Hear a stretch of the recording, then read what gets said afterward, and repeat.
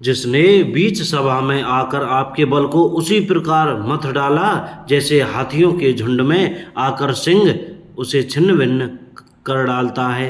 रण में बांके अत्यंत विकट वीर अंगद और हनुमान जिनके सेवक हैं। श्री राम जय जय राम। आइए श्री रामचरितमानस लंका कांड चल रहा है, आगे की ओर बढ़ते हैं। अंगद और रावण का संवाद चल रहा है। हे पति, उन्हें आप बार बार मनुष्य कहते हैं, आप व्यर्थ ही मान ममता और मद का बोझा ढो रहे हैं। हाय प्रियतम, आपने श्री राम जी से विरोध कर लिया और काल के विशेष वश होने से आपके मन में अब भी ज्ञान नहीं उत्पन्न होता। काल दंड लाठी लेकर किसी को नहीं मारता, वह धर्म बल बुद्धि और विचार को हर लेता है। हे स्वामी, जिसका काल मरण समय निकट आ जाता है उसे आप ही की तरह भ्रम हो जाता है। आपके 2 पुत्र मारे गए और नगर जल गया, जो हुआ सो हुआ। हे प्रियतम, अब भी इस भूल की पूर्ति समाप्ति कर दीजिए, श्री राम जी से वैर त्याग दीजिए और हे नाथ, कृपा के समुद्र श्री रघुनाथ जी को भजकर निर्मल यश लीजिए। स्त्री के बाण के समान वचन सुनकर यह सवेरा होते ही उठकर सभा में चला गया और सारा भय भुलाकर अत्यंत अभिमान में फूलकर सिंहासन पर जा बैठा। यहाँ सुबेल पर्वत पर श्री राम जी ने अंगद को बुलाया।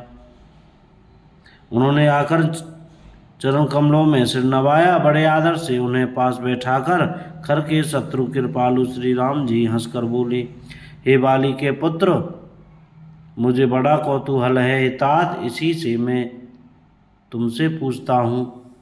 सत्य कहना, जो रावण राक्षसों के कुल का तिलक है और जिसके अतुलनीय बाहुबल की जगत भर में धाक है, उसके 4 मुकुट तुमने फेंके, हे तात बताओ तुमने उनको किस प्रकार से पाया। अंगद ने कहा, हे सर्वज्ञ, हे शरणागत को सुख देने वाले, सुनिए, वे मुकुट नहीं हैं, वे तो राजा के 4 गुण हैं। नाथ, वेद कहते हैं कि साम दान दंड और भेद, ये चारों राजा के हृदय में बसते हैं। ये नीति धर्म के 4 सुंदर चरण हैं, किंतु रावण में धर्म का अभाव है। ऐसा जी में जानकर ये नाथ के पास आ गए हैं। दस्सीस रावण धर्महीन, प्रभु के पद से विमुख और काल के वश में है, इसलिए हे कौशलराज सुनिए, वे गुण रावण को छोड़कर आपके पास आ गए हैं। अंगद की परम चतुरता पूर्ण उक्ति कानों से सुनकर उदार श्री रामचंद्र जी हंसने लगे। फिर बाली पुत्र ने किले के लंका के सब समाचार कहे। जब शत्रु के समाचार प्राप्त हो गए तब श्री रामचंद्र जी ने सब मंत्रियों को पास बुलाया और कहा, लंका के 4 बड़े विकट दरवाजे हैं, उन पर किस तरह आक्रमण किया जाए, इस पर विचार करो। तब वानरराज सुग्रीव, वृक्षपति जामवान और विभीषण ने हृदय में सूर्यकुल के भूषण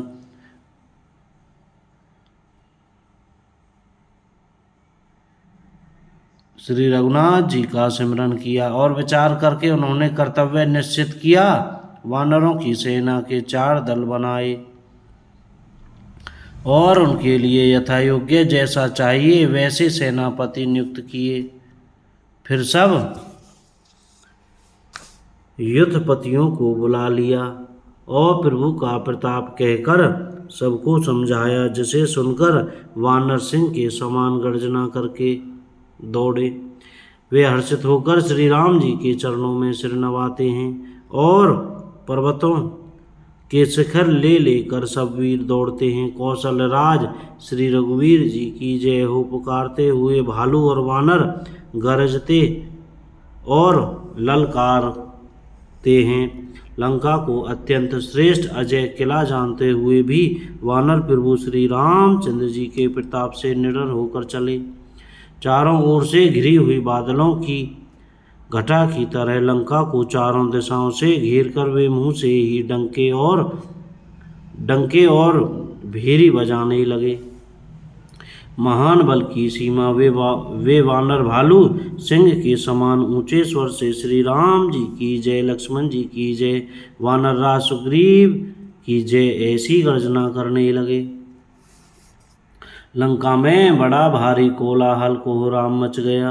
अत्यंत अहंकारी रावण ने उसे सुनकर कहा, वानरों की ठिड़ाई तो देखो। यह कहते हुए हंसकर उसने राक्षसों की सेना बुलाई। बंदर काल की प्रेरणा से चले आए हैं। मेरे राक्षस सभी भूखे हैं, विधाता ने इन्हें घर बैठे भोजन भेज दिया। ऐसा कहकर उस मूर्ख ने अट्टहास किया। वह बड़े जोर से ठहाका मारकर हंसा और बोला, हे वीरों, सब लोग चारों दिशाओं में जाओ और रीछ वानर सबको पकड़ पकड़ कर खाओ। शिव जी कहते हैं, हे उमा, रावण को ऐसा अभिमान था जैसे जैसे जैसे टिटहरी पक्षी पैर ऊपर की ओर करके सोता है, मानो आकाश को थाम लेगा। बोलो जय श्री राम। को गलती हो गई हो तो क्षमा करें। सीताराम।